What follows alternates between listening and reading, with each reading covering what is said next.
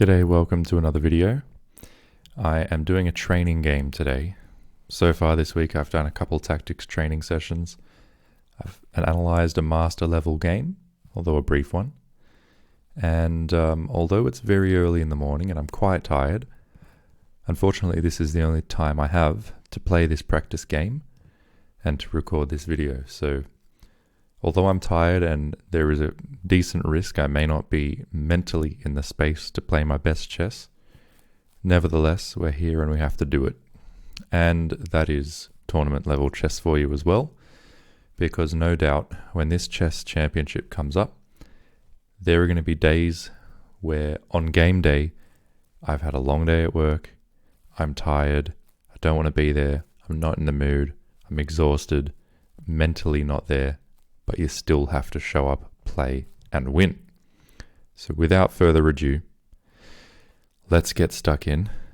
Let's try and remember all of the things we've been sort of focusing on: the methodical thinking, time management, and big picture concepts as well, like evaluating positions based on whether it leads to opposite colored bishops, same colored bishops, whether you want the queens on the board or off the board. Let's try and keep these things in mind as we now play our training game, and let's try and get the most out of this educationally. Let's go.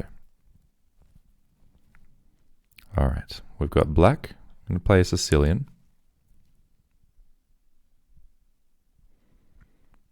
And I'm going to try and not to use too much time in the opening.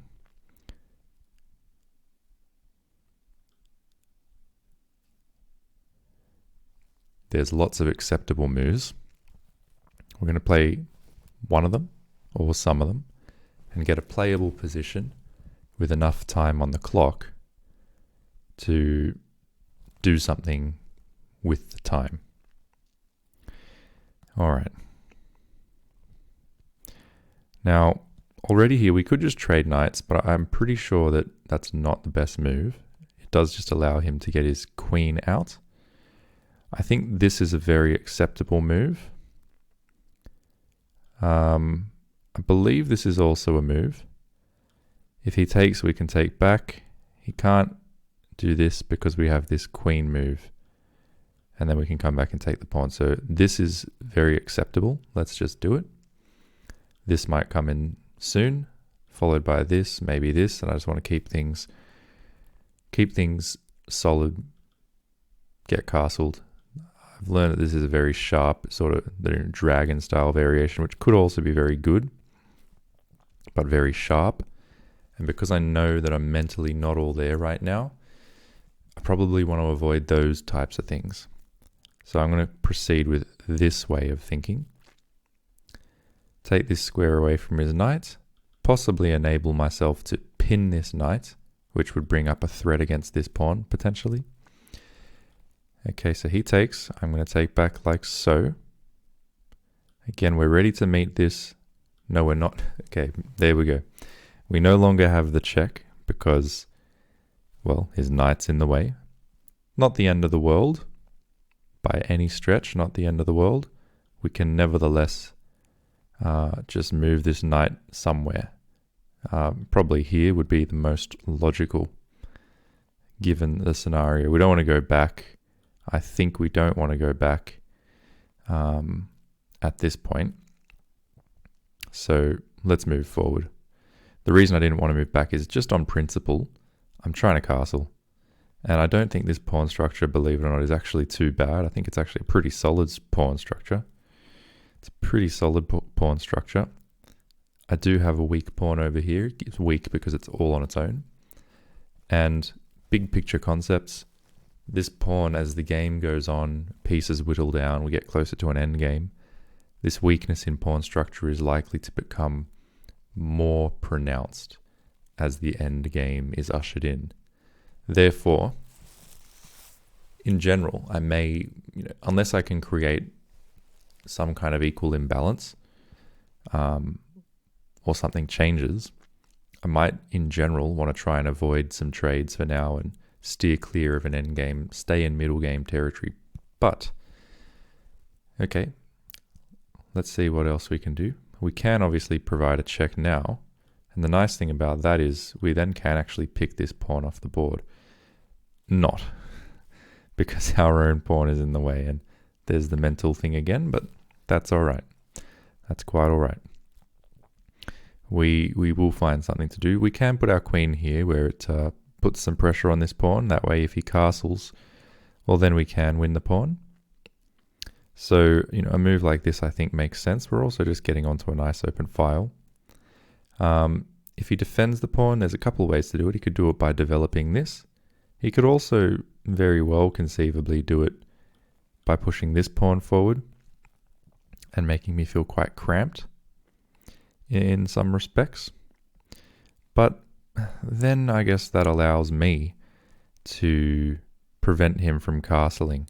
If he plays with the pawn, then I can, for instance, put my bishop here and he can't castle anymore. So it is a game of give and take. I don't want to spend too much time here. I'm already low. I think I'm going to play this move. It is a developing move. It seems pretty safe. It seems pretty flexible. I think this also would have been reasonable, but what I like about this is it's a bit more forcing. Since we don't have any really reasonable checks, this one would just be met by him gaining a tempo on our queen. So at least here we gained a tempo, and we can just continue on from there. So what about this check? If he does something like this and we're trading, well, then we're trading it into an endgame, which I don't think we really necessarily want to do. We could play something like this, taking aim at this pawn. I quite like that, because my immediate thought was, well, what if he comes here to counterattack this pawn? But in that case, just very briefly, I would take this pawn, and he takes this pawn. In that case, I've ruined his pawn structure, but he's just taken away my weak pawn, so I would not be afraid of that. In the meantime, having pressure on this pawn makes it difficult for him to develop this bishop, and so things are not maybe so bad. Now, I guess also here in this case, can I take the chance to put more pressure on this pawn? For example, maybe I do fianchetto now. There's a bigger margin of error now that there's less pieces on the board. But if I play g6, he's likely to play b3. And then after bishop g7, bishop b2.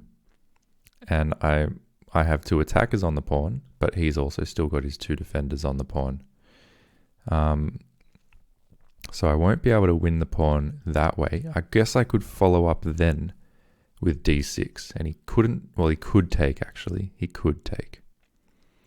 He could take because if I take back, well, if I take back with my queen, he then has bishop takes bishop. So I would need to castle first, then maybe I could play this d6 move. And after takes, I take, he takes, and king takes. But then, my king, I guess my rook there doesn't look incredible. So what if I play something like this so I can mate this with this? I guess, that doesn't really do anything much, except that it may dissolve this weakness of mine. And that's an interesting kind of thought. If we're going to go into an endgame, can I at least play something like this? Where he wouldn't be able to take if his bishop was there.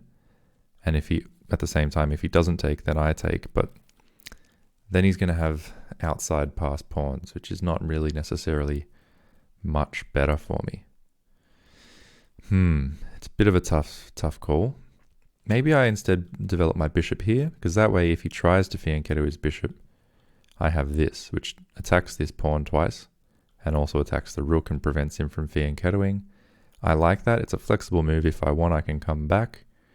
I'm prepared to castle if I want to, and I haven't used too much time, although I've used a fair bit. In general, my evaluation of this position is roughly equal, probably a bit better for white. Again, just because of the existence of this pawn.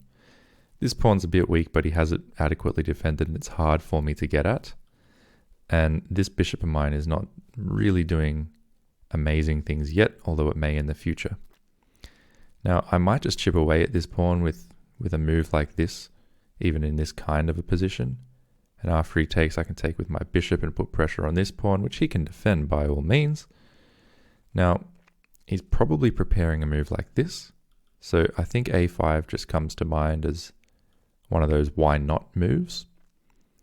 If he does something like this, I've still got this move to play. And again, if I can dissolve this pawn in the process of trading for one of these, it's probably not that bad. It may not be that good either, because again, he may end up with outside pass pawns. But in the meantime, I'm happy keeping this bishop where it is and just restricting this idea of his, which he's going to try and play anyway, but I can still restrict it with a move like that. The problem is then he can attack this pawn when it's on a light square, and it might become a little bit more hard for me to defend. So now if he plays this kind of thing, he gets his outside pawns in a scenario that's maybe a bit more preferable for him. So yes, this move does come to mind. I can defend it. I can certainly defend it. Maybe with a move like this, and then I'd be even maybe threatening that. So look, I'm going to do this. I mean, this pawn is a weakness of mine regardless.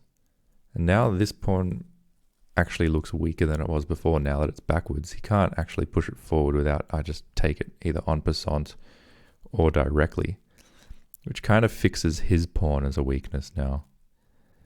And if this pawn is weak and eventually maybe one day gets taken, then although he may still have this outside pass pawn, it's alone, it's less effective. Okay, he's attacking this now, but several options. One is this, and one is just to castle. I think I like the idea of just castling here. He's likely to then play this move, threatening mate. I'd be unable to take because I'd be pinned. And if I push forward, he would win an exchange. So castle may not be the best move. May not be the best move. At the same time, if I play g6, he's likely to play bishop h6, restricting my ability to castle. Although, if g6 and bishop h6, I can just follow up with rook takes on b2. And if he tries to play something like this, angling for this, I can always bring my bishop back. Let's not forget. I could bring my bishop back right now if I really wanted. And it's also very much worth noting, and I should have been more methodical, but I could just take this pawn off the board right now. I'll be up a pawn, I'll be defending this pawn. I think that makes his life a fair bit more difficult. So in terms of checks and captures, the check is kind of nonsensical at the moment. Same with this capture, but I think this capture has a lot to say for it, and I'm going to do it. I'm going to do it. Okay, now I'm in a bit of strife. I didn't really consider what he could do in terms of check captures or threats in response to my move. What if I play a move like this? I think I'm now forced basically to try and counterattack. But the problem is, even if I attack his queen, he takes my queen, I take his queen, he then takes a full rook. Well, that's no good. That is no good at all. I mean, this rook is all on its own. And this is just an absolutely horrid situation. A horrid situation. Is there anything really that I can do here? Probably not. I'm just going down a full rook. This is awful. This is a resign. That was a massive blunder. Probably not so surprising, given the mental state that I went into this game with. Nevertheless, I need to try and make the most of this position. Even if there is nothing much to make. It might be a case of taking the bishop and taking a pawn. That's still playing down essentially a rook, playing down 5 points of material. Or do I play it differently and go for a sort of a queen trade? He takes, I take, he takes, and then I come here. This being pinned. I think that's kind of the best I can do. It's a shame. It's a shame when you sort of prepare all week for a game with your tactics and your master level analysis, and then you just throw it all away very, very quickly. It's a bit of a shame. And there's another blunder. Just gave him the pawn for free. I think it's time to call this one. I think it's time to call this one. And unfortunately, you win some and you lose some, but there is just nothing wrong with this position. My position is horrendous. And it's time to resign. So let's have a look at the game. Let's have a look at the game and see if we can learn something from it, but that was just no good. I mean, there was one blunder, and we know about that. If we go back, I don't actually think there was probably anything else particularly wrong. I mean, I did overlook that when he developed his knight, I no longer had the idea of check to capture up the pawn, and that therefore this was actually a threat after the trade. But, you know, I didn't think that this would be so bad for me, and in fact, computer agrees it's not too bad for me yet. It's still completely fine. And I think the way I played it was fine. After the trade, I'm still quite solid. And, you know, this is all fine. White has a small advantage, which is basically the way that I evaluated the position. Nothing major, but I don't have anything much. Well, at the same time, neither does White, but that said, that advantage is growing. It is growing a little bit with this move, bishop to c5. Now the next move was this idea of c3. And again, yep, white is better. White's better, but it's not by any stretch a disaster. And here I played a5. Things are going fine.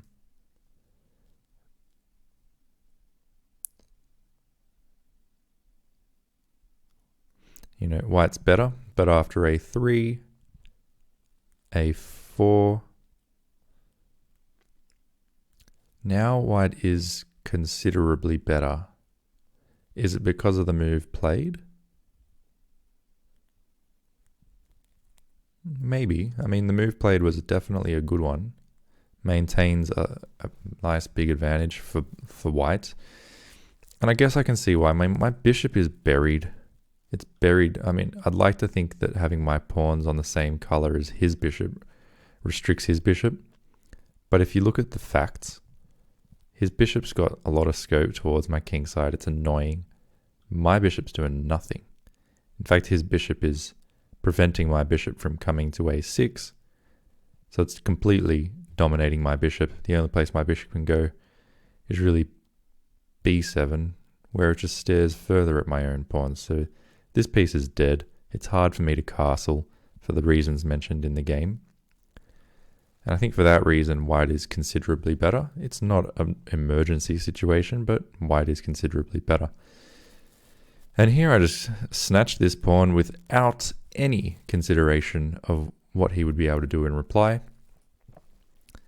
And huge blunder. Huge blunder. I didn't even see it until he played it. And I don't think it really matters what I do here. It's just no good. So take, take, take. And then just, you know, adding insult to injury. Playing g3, thinking that at least maybe I'd have some sorts of threats here. And just forgetting that he retreats his bishop, captures the pawn, and puts the nail in the coffin. Well, that was horrible, I have to say. I'm sorry that anyone ever, if you watch this, God bless you, is all I can really say, because this was just a bad experience. And one that we need to still learn from, though. So I actually think the only way I'm going to really learn from this was a blunder because I wasn't methodical in my thinking. And perhaps when you're tired is especially when you need to be methodical with your thinking. So what I'm going to do, I'm actually going to do one more practice game in this tired state where I focus more on being methodical and see if that at all helps me. So keep an eye out for it. There'll be another video probably tomorrow, in which I publish the game I'm about to play. So we'll see you then.